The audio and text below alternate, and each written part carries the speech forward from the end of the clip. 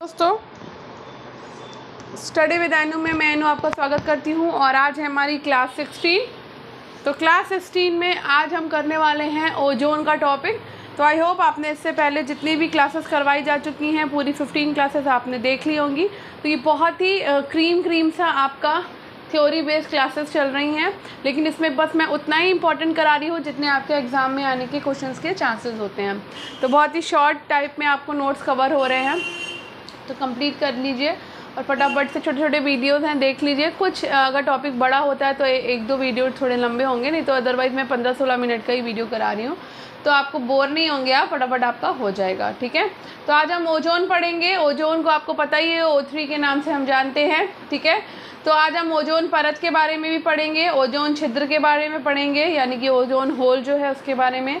साथ साथ ओजोन से जो जितना भी वेदर की जो दशाएं हैं, मौसमी दशाएं, उनके बारे में भी पढ़ेंगे। आवश्यक है निर्माण के लिए क्या क्या ज़रूरी है। ओजोन गैस के बारे में भी पढ़ेंगे हम साथ साथ, और ओजोन जो है ना क्षरण के बारे में पढ़ेंगे। ठीक है, तो ओजोन से रिलेटेड जितनी भी चीज़ें हैं, यहाँ तक कि हम उसके क्षयकारी रसायन और उनके उपयोग को भी पढ़ेंगे, और ओजोन क्षरण का क्या प्रभाव पड़ रहा है हमें इसके बारे में भी पढ़ना है आज। ठीक है, तो हमें ये सारी चीज़ें जो है ना आज कवर करेंगे। तो हो सकता है थोड़ा सा बड़ा हो जाए, वैसे मैं फास्ट फॉरवर्ड में कराने की कोशिश करूँगी, तो ज़्यादा से ज़्यादा आधे घंटे का वीडियो होगा, इससे ऊपर का मैं नहीं जाने दूँगी। तो चलिए फटाफट से करते हैं। लेकिन स्टार्ट करने से पहले अगर आप मेरे चैनल यानी कि स्टडी विद एनु में नए हैं तो स्टडी विद एनु को सब्सक्राइब करिए और बेल आइकन को प्रेस करिए, ताकि जितने भी मैं सब्जेक्ट्स करा रही हूँ उन सबके वीडियोस आपको प्रोवाइड हो सके, सारे सब्जेक्ट्स प्रोवाइड हो सके। तो फटाफट से कर लेते हैं। तो यहाँ पर है हमारा टॉपिक ओजोन यानी कि O3। ठीक है, शॉर्ट में ओजोन एक उच्च प्रतिक्रियाशील अणु है, एक उच्च प्रतिक्रियाशील अणु। इसके साथ साथ ओजोन जो है ऑक्सीजन के 3 परमाणुओं से बनती है, इसलिए इसको O3 कहा जाता है। सर्वाधिक सांद्रता जो है इसकी वो सप्ताह मंडल में होती है, सबसे ज़्यादा मोटाई इसकी होती है समताप मंडल में, जिसको कि हम स्ट्रेटोस्फेयर के नाम से जानते हैं। तो ये लगभग 300 ppb जो कि प्रति अरब भाग होता है इसका, वहाँ तक होती है। समताप मंडल की ओजोन परत पर पराबैंगनी सौर विकिरण होता है, पराबैंगनी सौर विकिरण। ये लगभग 99% भाग का जो है ना अवशोषण करती है, यानी कि 99% भाग जो है ना विकिरण का ये अवशोषण करती है स्ट्रेटोस्फीयर पे रहने वाली ये। तो ये मेन जो लाइन है वो यही वाली लाइन है। अगर ये नहीं होगी तो विकिरण बहुत तेज़ी से पूरी पृथ्वी पर फैलेगा। नेक्स्ट है समताप मंडल की ओजोन परत पर पराबैंगनी विकिरण को हम 99% पे अवशोषण करते हैं। इसके साथ साथ 16 सितंबर को यानी कि 16 सितंबर को अंतर्राष्ट्रीय ओजोन दिवस मनाया जाता है, जो कि हर साल मनाया जाता है। सबसे पहले ओजोन परत की खोज कब करी गई थी? तो ये करी गई थी 1913 में, फ्रांस के फैब्री चार्ल्स और हेनरी ब्रूसेन ने। फैब्री चार्ल्स और हेनरी ब्यूसेन ने, ब्यूसेन ने कब? 1913 में। किसकी खोज? ओजोन परत की खोज। नेक्स्ट, टोरंटो विश्वविद्यालय के वैज्ञानिक GW केंट मूर के नेतृत्व में एक अनुसंधानकर्ता ने 2005 में तिब्बत पठार के ऊपर एक ओजोन हैलो का पता लगाया। ओजोन हैलो का पता मतलब ओजोन छिद्र की बात हो रही है, ओजोन छिद्र की बात हो रही है। किसने पता लगाया? तो टोरंटो विश्वविद्यालय के वैज्ञानिक GW केंट मूर ने इनके नेतृत्व में 2005 में तिब्बत के पठार के ऊपर पता चला कि वहाँ पर एक छेद है ओजोन में। तो समताप मंडलीय ओजोन का हास्य अथवा ओजोन परत के पतला होने को हम क्या कहते हैं? ओजोन होल कहते हैं। ओजोन परत मोटाई देखो कितनी है, ओजोन परत की मोटाई, मोटा तो यहाँ पे परत की मोटाई है, मौसम के हिसाब से ये बदलती है, मौसम के हिसाब से चेंज होती है। जब बसंत ऋतु होती है तो ये सर्वाधिक होगी बसंत ऋतु में, और जब वर्षा ऋतु आएगी यानी कि बारिश होगी तो उस समय ये एकदम कम हो जाती है, यानी कि न्यूनतम हो जाती है। वायुमंडलीय O3 का मापन हम करते हैं डॉप्सन स्पेक्ट्रोमीटर में, डॉप्सन स्पेक्ट्रोमीटर। परत का मापन डॉप्सन इकाई में किया जाता है। वायुमंडलीय मापन हम डॉप्सन स्पेक्ट्रोमीटर में करते हैं, लेकिन परत का मापन हम डॉप्सन इकाई में करते हैं। एक डॉप्सन इकाई कितनी होती है? तो एक डॉप्सन इकाई आपकी 1 ppv ओजोन के तुल्य होती है, और यहाँ पे समताप मंडल में कितनी है? 300 ppv।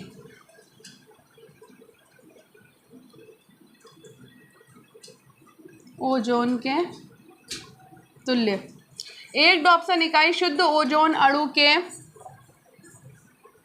0.01 मिलीमीटर मोटी परत के बराबर होती है, मोटी परत के बराबर। तो एक उच्च प्रतिक्रियाशील अणु है O3 यानी कि ओजोन। समताप मंडल में इसकी 300 ppb मोटाई होती है, और पराबैंगनी विकिरण का ये 99% अवशोषण करती है। 16 सितंबर को हम ओजोन दिवस मनाते हैं। इसकी खोज 1913 में फेब्री चार्ल्स हेनरी ब्यूसेन के द्वारा ओजोन परत की खोज की गई थी। ओजोन छिद्र का पता सबसे पहले टोरंटो विश्वविद्यालय के GW कैंटमूर के एक दल ने 2005 में पता लगाया, और ये बताया कि तिब्बत के पठार के ऊपर एक ओजोन छिद्र है। इसकी मोटाई कितनी है? तो मौसम के हिसाब से ओजोन परत की मोटाई बदलती रहती है। बसंत ऋतु में ये सर्वाधिक होती है और वर्षा ऋतु में ये न्यूनतम होती है। इसका जो मापन किया जाता है वो डॉप्सन इकाई में किया जाता है, डॉप्सन स्पेक्ट्रोमीटर में। एक डॉप्सन आपका 1 ppv यानी ओजोन के तुल्य होता है, 0.01 मिलीमीटर मोटाई की परत के बराबर, मोटी परत के बराबर। विनियमन समताप मंडल में प्राकृतिक रूप से नाइट्रस ऑक्साइड के द्वारा इसका विनियमन होता है। समताप मंडल में नाइट्रस ऑक्साइड के द्वारा, नाइट्रस ऑक्साइड के द्वारा इसका विनियमन होता है। अवस्थिति तो मुख्यतः समताप मंडल के निचले परत में पृथ्वी से लगभग, यहाँ पे थोड़ा सा क्लियर कर लेते हैं,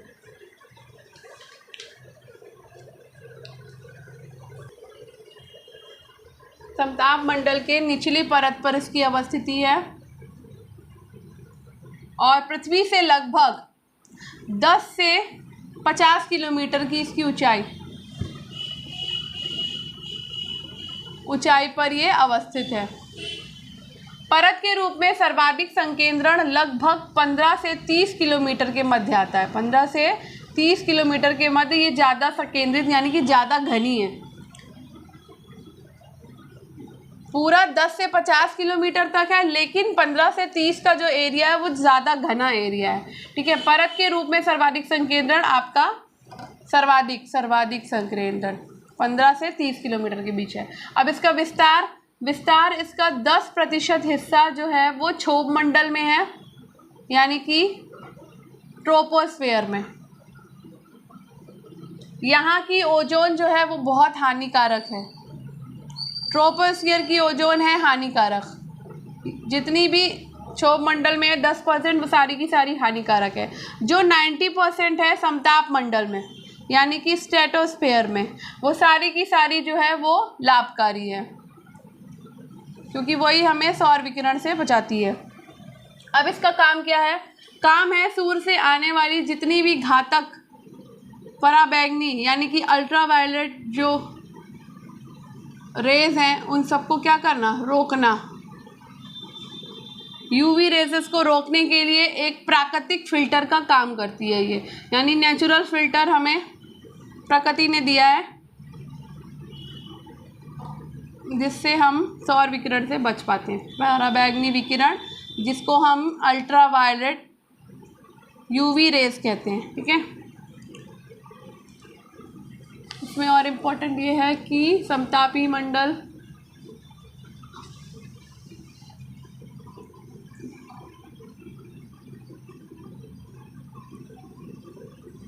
रोकना या प्राकृतिक फिल्टर का काम करना। ओजोन परत के क्षरण हेतु एक मॉन्ट्रियल प्रोटोकॉल के 16 सितंबर 1987 को अपनाया गया, जो 1989 से प्रभाव में आया था। तो ओजोन परत के क्षरण से संबंधित है मॉन्ट्रियल प्रोटोकॉल। ये बहुत बार आता है, मॉन्ट्रियल प्रोटोकॉल, जो कि कब आया? तो ये आया है 16 सितंबर को 1987 को। तभी हम 16 सितंबर को ओजोन दिवस मनाते हैं। अपनाया गया, जो कि 1989 से प्रभाव में आया। इसलिए 16 सितंबर को ओजोन दिवस मनाया जाता है। और 1985 के वियना सम्मेलन में मॉन्ट्रियल प्रोटोकॉल की बात हुई थी। ओजोन क्षेत्र के निर्माण के लिए आवश्यक मौसमी दशाएं क्या होनी चाहिए? तो दशाएं होनी चाहिए कि ध्रुवीय सर्दियों के दौरान कम तापमान हो। जब ध्रुवीय सर्दियां हों तो तापमान कैसा होना चाहिए? कम। तापमान कम। हिममेघ का निर्माण होना चाहिए। दशाएं, हिममेघ का निर्माण होना चाहिए, तब ओजोन छिद्र जो है ना बनता है। अगर कम तापमान हुआ, ध्रुवीय सर्दियों के दौरान अगर कम तापमान हुआ तो ओजोन छिद्र बनेगा। जब हिममेघ का निर्माण होगा तब ओजोन छिद्र बनेगा। जब विशेष मौसम में ध्रुवीय भंवर का निर्माण हो जाएगा तब भी आपका ओजोन छिद्र बनने के चांसेस होते हैं। तो ये सारी चीज़ें नहीं होनी चाहिए। ध्रुवीय भंवर का निर्माण। अब वियना सम्मेलन क्या था जिसमें मॉन्ट्रियल प्रोटोकॉल की बात हुई? तो वियना सम्मेलन, मॉन्ट्रियल प्रोटोकॉल आपका 1987 में आया, लेकिन वियना सम्मेलन कब आया था? 1985 में। तो वियना सम्मेलन 1985 में आया, जिससे ओजोन से संबंधित जो सम्मेलन थे वो मैं बताती हूँ कौन कौन से सम्मेलन ओजोन से संबंधित है। तो ओजोन से संबंधित सम्मेलन, एक डायग्राम बनाएंगे तब समझ आएगा। ओजोन से संबंधित सम्मेलन, अब एक डायग्राम के थ्रू हम देखेंगे, ठीक है। ओजोन से संबंधित सम्मेलन क्या होगा? ओजोन से संबंधित सम्मेलन देखें तो पहला हम देखेंगे, सबसे पहला सम्मेलन जो हुआ था वो वियना सम्मेलन हुआ था, और ये हमें याद है कब हुआ? 1985 में हुआ,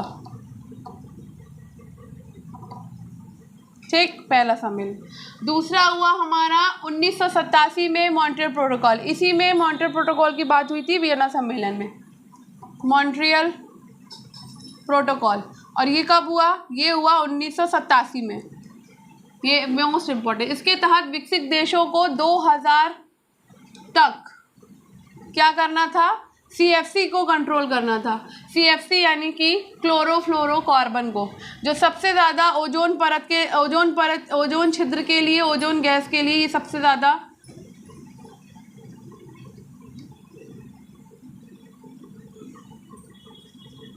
दोषपूर्ण है। यानी इसी की वजह से जो ना ओजोन छिद्र का निर्माण हो रहा है। सबसे ज़्यादा जो पॉल्यूशन हो रहा है, एयर पॉल्यूशन, वो CFC की वजह से हो रहा है, ठीक है। तो CFC का उपयोग और उत्पादन पूरी तरह से प्रतिबंधित करने की बात की गई थी, जो कि आज तक नहीं हो पाया, ठीक है। मॉन्ट्रियल प्रोटोकॉल में 1987 में हुआ, जिसमें 2000 तक ये कहा गया था कि CFC को पूरी तरह से प्रतिबंधित कर दिया जाएगा, जो कि अभी तक नहीं हो पाया है, क्योंकि रेफ्रिजरेटर, आपके AC, जितने भी इलेक्ट्रॉनिक पार्ट्स हैं जो CFC का निर्माण करते हैं, वो सारे के सारे जिम्मेदार हैं CFC को प्रोड्यूस करने में। तो इन सब की वजह से जो है ना CFC कंट्रोल नहीं होती है। अब बात आती है लंदन सम्मेलन की। ये सिर्फ 4 ही हैं जो याद रखने हैं। लंदन सम्मेलन जो कि 1989 में हुआ था, ये भी ओजोन से संबंधित सम्मेलन है। उसके बाद एक 1989 में और हुआ है, और उसको कहते हैं हम हेलसिंकी सम्मेलन। तो पहला वियना सम्मेलन 1985, दूसरा मॉन्ट्रियल प्रोटोकॉल 1987, तीसरा लंदन सम्मेलन 1989 और चौथा है हेलसिंकी सम्मेलन।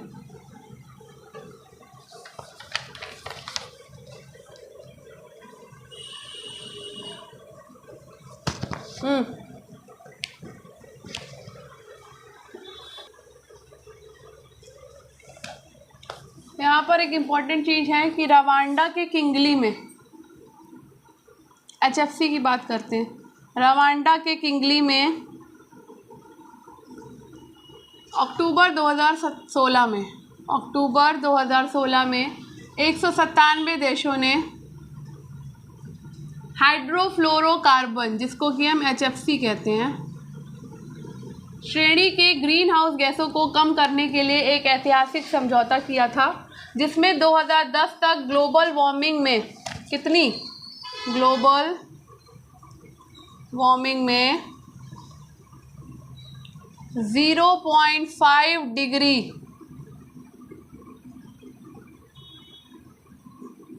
सेल्सियस तक कमी करने की बात करी गई, यानी कि लक्ष्य रखा गया।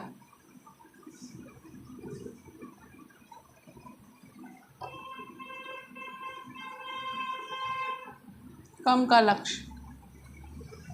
HFC क्या है? तो HFC जो है वो ओजोन क्षरण के लिए जिम्मेदार नहीं है, लेकिन ग्लोबल वार्मिंग के लिए जिम्मेदार है। बहुत टाइम पर ये हो जाता है कि क्लोरोफ्लोरोकार्बन अगर जिम्मेदार है तो HFC भी जिम्मेदार होगी, क्योंकि ये हाइड्रोफ्लोरोकार्बन है। तो HFC आपका ओजोन परत के लिए जिम्मेदार नहीं है, ये ओजोन परत के लिए जिम्मेदार है, लेकिन ये ग्लोबल वार्मिंग के लिए जिम्मेदार है। इसकी वजह से ग्लोबल वार्मिंग बहुत ज़्यादा हो रही है, HFC की वजह से।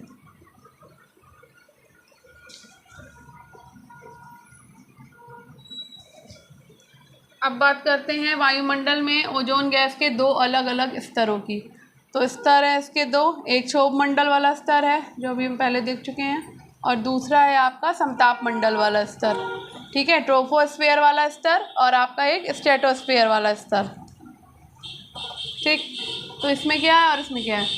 तो यहाँ पर जो है क्षोभ मंडल में आपकी O3 यानी कि ओजोन जो है वो लगभग 10% है, और यहाँ पर हमने देखा था कितने परसेंट थी, 90%, लगभग 15 से 30 किलोमीटर तक इसकी बीच में। यहाँ पर क्या है, ओजोन की वायु जो है यहाँ की प्रदूषित है। क्षोभ मंडल में जितना भी ओजोन का एरिया है वो सारा का सारा पॉल्यूटेड है। यहाँ की ओजोन पूरी की पूरी हानिकारक है, जहरीली है। ठीक, लेकिन यहाँ की जो ओजोन परत है वो पूरी की पूरी लाभकारी है, हमारे लिए महत्वपूर्ण है, समताप मंडल की।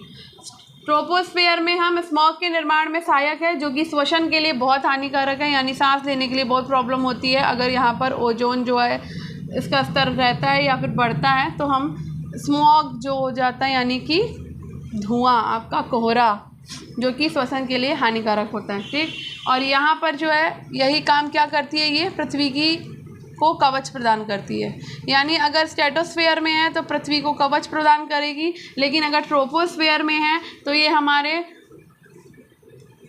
श्वसन में यानी स्मॉग के निर्माण में बहुत ज़्यादा रोल प्ले करती है, जिसकी वजह से हमारे लंग्स इन्फेक्शन बढ़ रहे हैं। अब आ जाते हैं ओजोन क्षरण में, ओजोन डिप्लीशन में। तो कारक क्या क्या हैं इसके कारक हैं, क्षरण के कारक, शॉर्ट में कर लेते हैं। क्षरण के कारक, क्षरण के कारक क्या क्या है? वायुमंडलीय परिसंचरण क्षरण का कारण है, यानी कि क्लाइमेट का बदलते रहना। आपका यूवी रेसेज यानी कि अल्ट्रावायलेट किरणों की वजह से। उसके बाद उच्च अक्षांशीय वातावरण, आपका ध्रुवों पे जो अक्षांश होता है, जेट और ध्रुवीय रात्रि जेट जो काम करता है उसकी वजह से। क्षोभ सीमा की ऊंचाई में भिन्नता, ध्रुवों के ऊपर ये कम ऊंचा होता है, ये भी एक क्षरण का कारण है। समतापी मंडल में मेघ जिनमें कि हिम क्रिस्टल होते हैं उसकी वजह से भी क्षरण होता है। सौर कलंक यानी कि जितना भी आपका सौर का धब्बा है वो सारा भी आपके क्षरण का जिम्मेदार है। ज्वालामुखी जितने आते हैं वो आपके क्षरण के लिए जिम्मेदार है।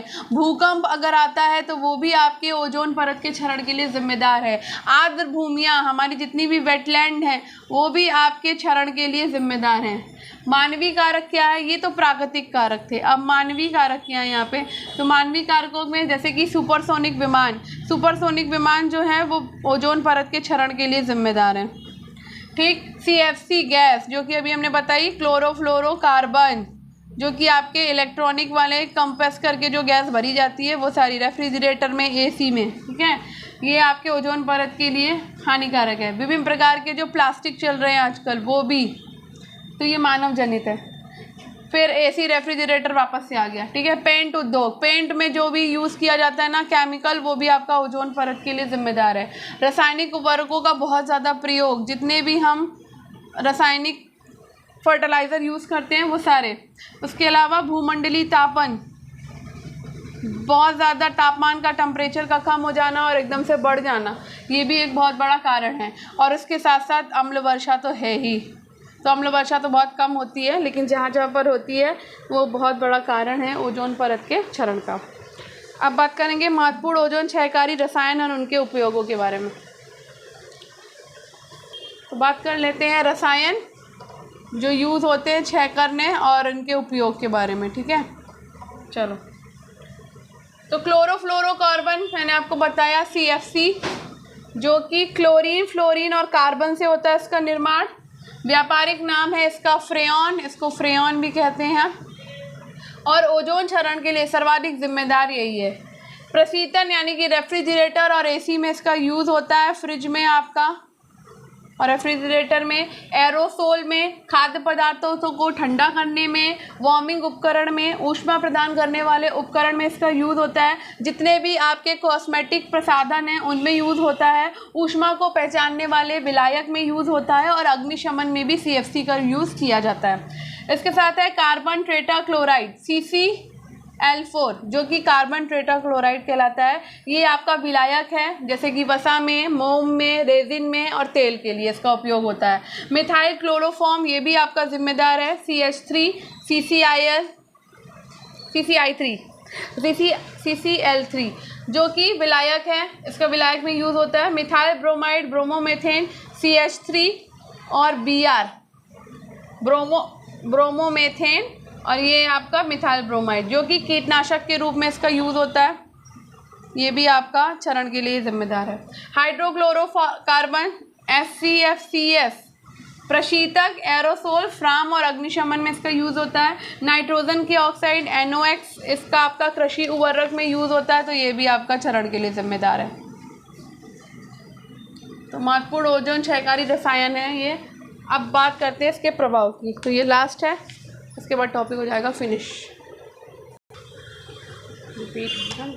डिवाइस भी हो गया साथ में। ओजोन क्षरण के प्रभाव, तो मानव पर इसका क्या हानिकारक प्रभाव होता है? तो भाई मानव पे आपका अगर ओजोन क्षरण हुई तो मानव पे क्या प्रभाव होगा, पौधों पर क्या प्रभाव होगा इसका हानिकारक प्रभाव, निर्जीव पदार्थों पर क्या इसका हानिकारक प्रभाव होगा, और आपका अन्य जीवों पर क्या प्रभाव होगा। इसको बांट लेते हैं ऐसे करके, ठीक है। मानव पे प्रभाव ये होगा कि भाई त्वचा कैंसर सबसे ज़्यादा हो जाएगा, त्वचा कैंसर के चांसेस सबसे ज़्यादा बढ़ जाएंगे, के प्रति अति संवेदनशीलता में वृद्धि हो जाएगी, मोतियाबिंद होना शुरू हो जाएगा बहुत ज़्यादा, DNA की क्षति होने लग जाएगी, यानी कि DNA परिवर्तन शुरू हो जाएंगे। हो सकता है बहुत सारा DNA जो है वो माइनस में भी हो जाए। इसके साथ साथ कॉर्निया जो है आँखों की, उसकी क्षति होने लग जाएगी। फिर नेत्र संबंधी जितने रोग हैं वो बढ़ जाएंगे।